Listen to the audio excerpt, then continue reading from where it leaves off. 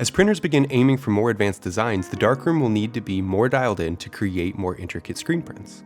Here are some improvements to make. The most important aspect when dialing in a darkroom is to block out UV light.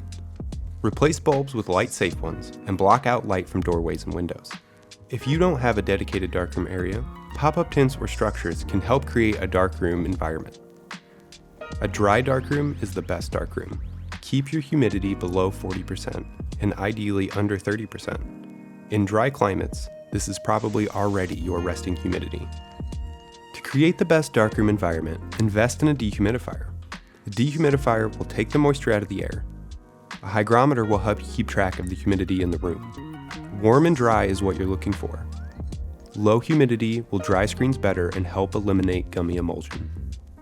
Garages, sheds, and other non-temp controlled places are fine, but they pose a few hurdles. Temp controlled spaces are always best practice. Airflow is also important when drying screens. Place fans in the drying rack or create a dry box with built-in fans.